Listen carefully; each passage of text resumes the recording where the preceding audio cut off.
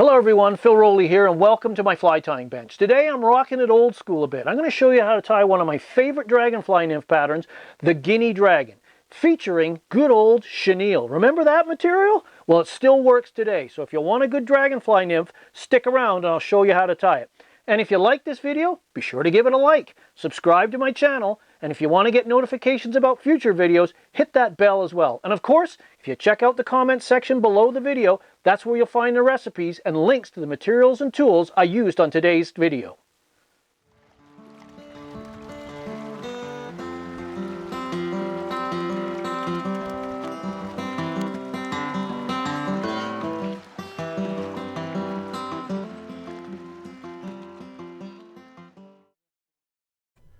The Guinea Dragon is one of my favorite patterns for suggesting the darn or clan of dragonfly nymphs. Make sure you have the following materials on hand so you can tie a few for yourself.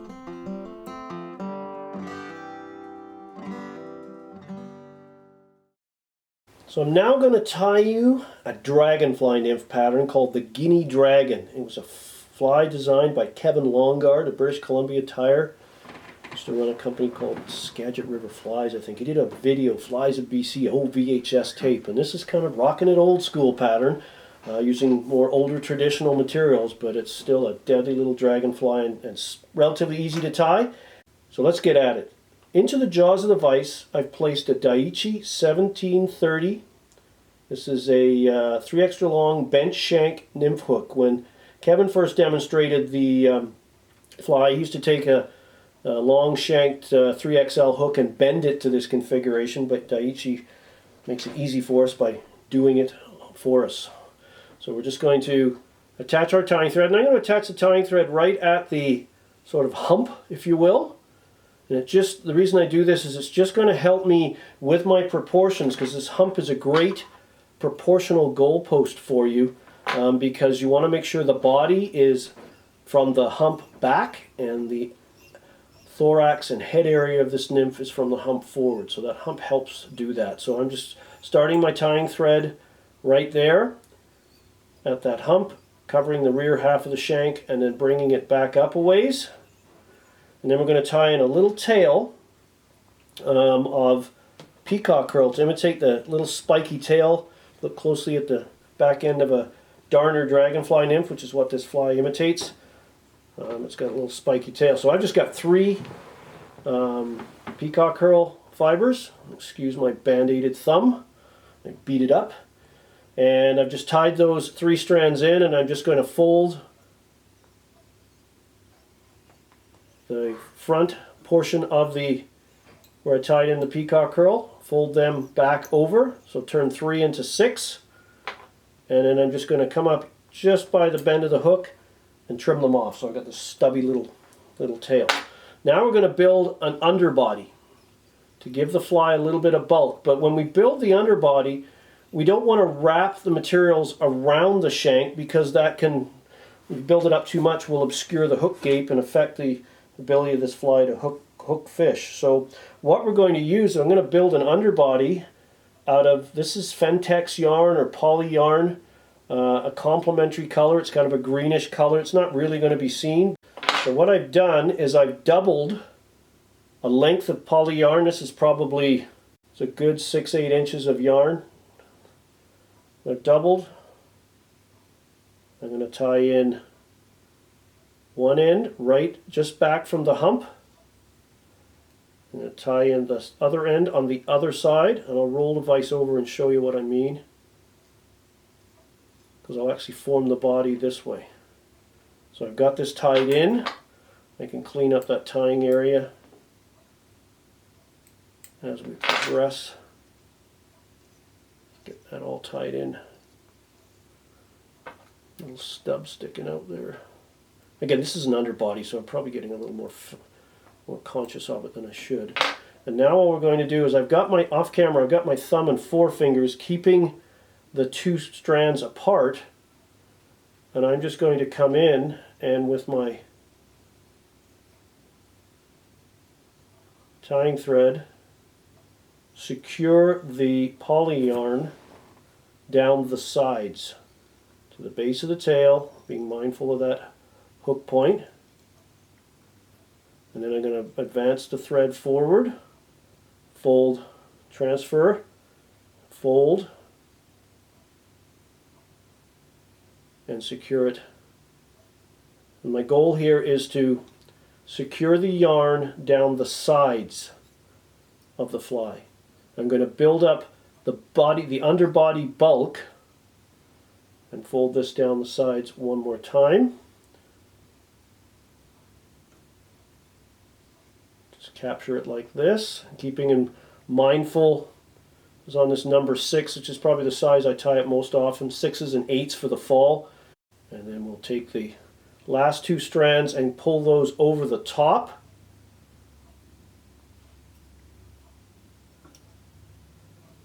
And secure. So the reason we use one of the benefits of using the poly yarn, one of its properties is hydrophobic. It resists water. So it adds a little bit of, it's not flotation like foam, but it builds up, it doesn't absorb the water, so it helps have more of a controlled sink rate on this fly. And we'll just tidy all this up here. But we've got our underbody built. There's not too much width to it, but you can see for the most part we've tried to keep it underneath. I mean away from the underside, so we haven't negatively affected our gape. We tried to build that body up along the side. Now for the body material, we are using peacock olive chenille in size large. Okay, that's important, size large. And we're just going to expose the core, bind that in, secure it right down to the base of the tail, come back up and let that thread hang right at, go back a little bit so it's hanging just at that bend in the hook, and then we're going to wind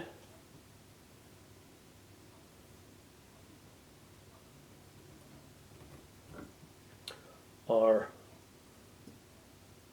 close touching turns so none of that underbody shows through. Wind that right up.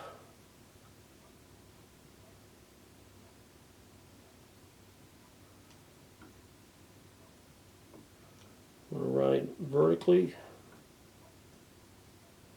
Tie this off.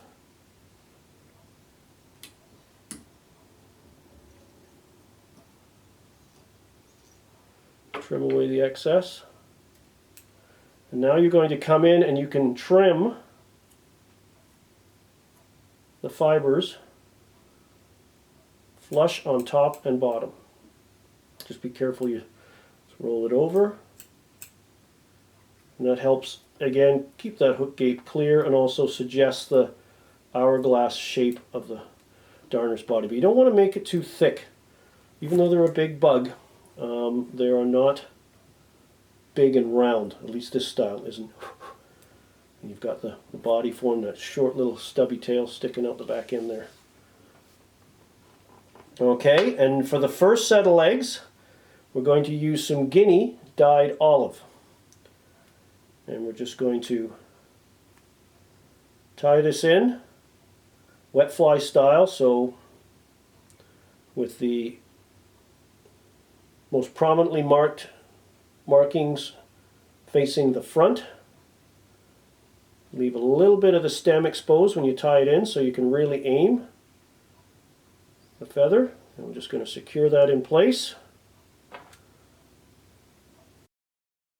Once I got it tied in, I'll take a half-turn positioning wrap right in front of the chenille, attach my hackle pliers, bring the feather up, and kind of preen and get the fibers to flow back just by stroking them on either side so they'll fold. And we're going to place one wrap right in front of the body. 2 wraps, and up and tie off. So work that through. And I've disconnected. And I've chosen you see the fibers are about as long as the body. I like them a little bit long so they'll breathe and move in the water. And I want to make sure they're distributed evenly around. I'm going to reach in, trim out that tip, and now I'm going to part these fibers rather. So they're going to sweep down and back. So I'm going to come in with my thumb and forefinger and hold them. I want them to be along the sides and underneath of the fly, not on top. Just hold them like this and wind back.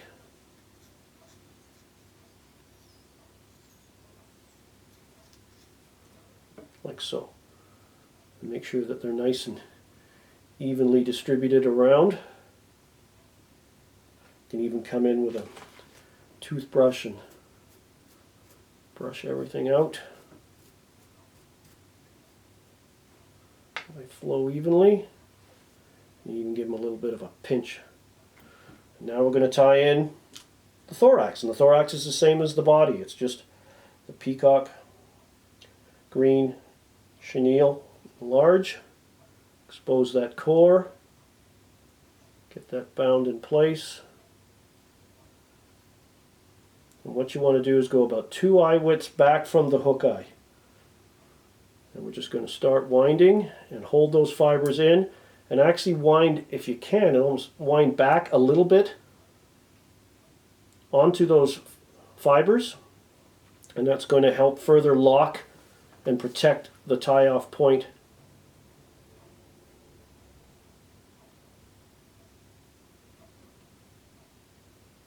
Wind that up, and I'm using my thumb and forefinger to shove this back. I'm mindful I don't want to crowd the head on this. Tie that off. Tie that off. I've got the thorax. A few fibers from those up. And then we're going to take a second feather and prepare it by stripping away the fluff from the base. And tie it in the same manner as we did the first. Just hold that along the near side of the shank. Wet fly style. See how that convex side of the feather is facing the front, or the most prominently marked. Make sure that stem is well locked in place. We take our feather, attach our hackle pliers to the tip, and preen fibers back out of the way and make a couple of wraps.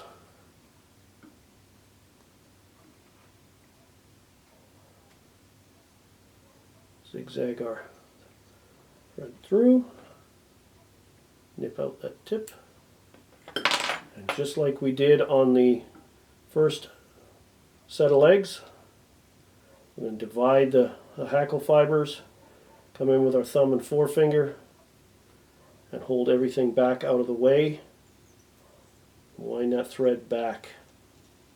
Push them right up against the thorax area.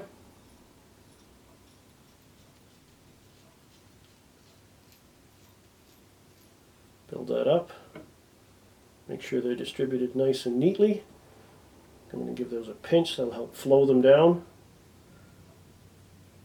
So these legs will, suggest the legs of the dragonfly nymph, and of course act as little deflectors, if you will. When you walk this fly over obstructions, it's not total weed guard, but it just gives this fly a nice buggy look to it. Now we're going to tie in a set of eyes. Sort of signature any dragonfly nymph pattern is a size medium black monofilament eyes. And the way I tie them in is, first of all, I'm going to make sure I got a nice smooth foundation to tie them on. And I want to tie them about halfway if I can. And I'm just going to hold these eyes on. Don't try to figure eight them yet. They will end up perpendicular, but I'm just going to get a couple of wraps. Just get the eyes on. And then you're going to come in, I'll rotate them, and then you just turn them 90 degrees.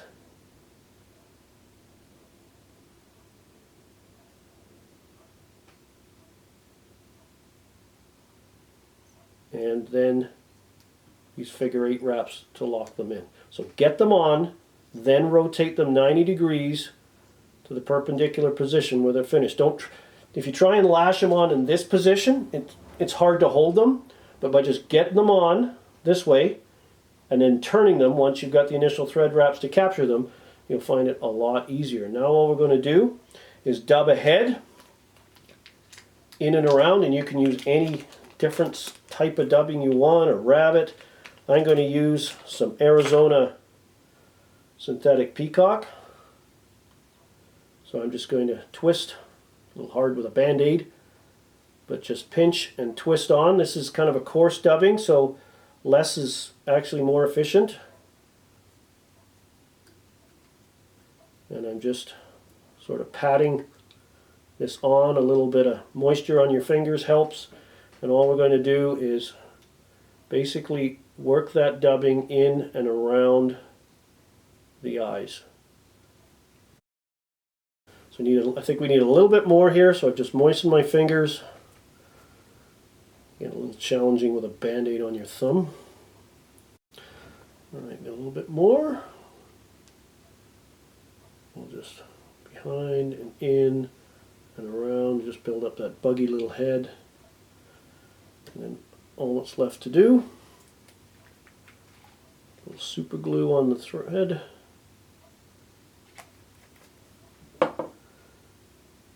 And just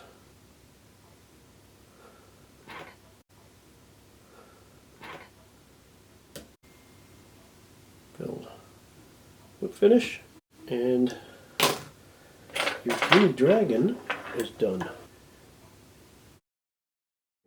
Rocking it old school. Hardly anybody uses chenille anymore, but it's still a great pattern, lots of mobility. Sinking line stuff, casting around like weed beds and sunken debris where dragonflies like to hunt, and be prepared for solid, firm takes. Add a few Guinea Dragons to your fly box. For more information on fly fishing, and Stillwater fly fishing in particular, please visit my website at flycraftangling.com.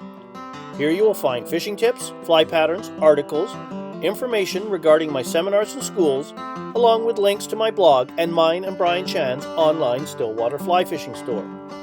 You can also visit our store directly at stillwaterflyfishingstore.com.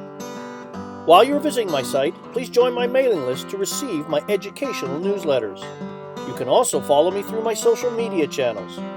Don't forget to subscribe to my YouTube channel if you haven't already, and give this video a like. Please take the time to watch my other videos as well. Thanks for watching.